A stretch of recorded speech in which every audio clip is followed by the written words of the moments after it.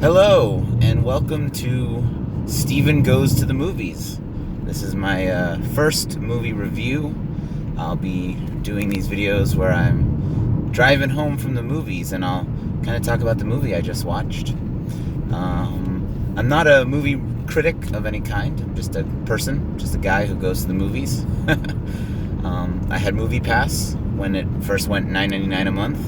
Then I canceled Movie Pass when they started dicking us around, and I switched over to AMC Stubbs A-List. So I go see 3 to 4 movies a week, and I like talking about them. So anyways, tonight I went and saw Hunter Killer, which is a movie that came out last Friday. I had low expectations going in, and I gotta say, it surpassed what I expected from it.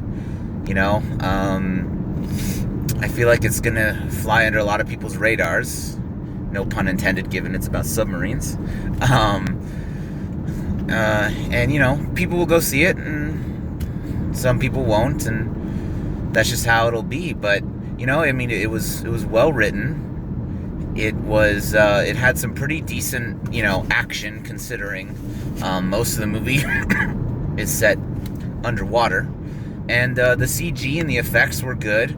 There was one part that I kind of laughed at a little bit, and there was a lot of stock footage of generic battle ship fleet, when they were showing the U.S. fleet, and then there was the Russian fleet, and it was there's a wide range of quality to the footage, from almost VHS to standard def. Nowadays. I thought that was kind of funny. But you know what? I mean, the dialogue was decent. There's a 4-man recon group that's on the ground, and they had some witty things that they said, and you really you learned to like these characters, and you felt for them when they struggled. I want to try to make everything I say spoiler free, so I won't go any further than that. I gotta say though, one of the least so there were 2 characters that I had an issue with, and maybe more so from the acting than anything else. It could have been the writing that kind of hampered them. But Common as the head, admiral or something of the Navy, I wasn't believing him. I don't know, like I said, if it was the writing or his acting, but it didn't come across always as as credible. Sorry. One take. This is all one take. And then the other character was actually Gary Oldman. Surprisingly, I love him in everything, in everything he's done. Almost everything he's done.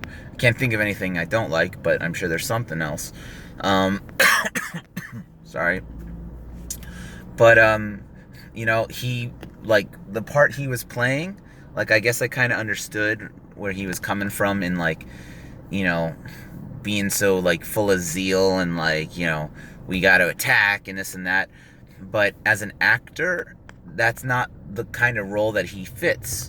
I could have seen, honestly, I could have seen Sylvester Stallone in that role, or maybe Chuck Norris, or I don't know, someone who's got a grit and has that kind of bulkiness or gruntiness, where you'd understand this character being shoot first, ask questions later. Harrison Ford, even if he decided not to phone the role in, as he has for some of the most recent roles. But I didn't see Gary Oldman portraying the character as well as it could have been portrayed.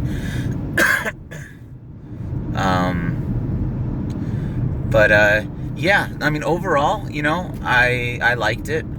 I don't know how much the prices are for movies across the country and the world, but I mean, here in AMC that I go to, if I were to have paid for that ticket, it would have been $15 instead of, you know, getting to use my Stubbs A-list to see it for free. So when I want to kind of try to rate things, I want to rate them based on, you know, is it worth the money? And I'd say that overall, it was worth the money. I actually wanted to get popcorn, but I was running really late and I wasn't able to. But it's the perfect, you know, popcorn flick to just sit back and, you know, munch and laugh and have some fun at the movies. Yeah, so I guess that's probably about it for my first attempt at this.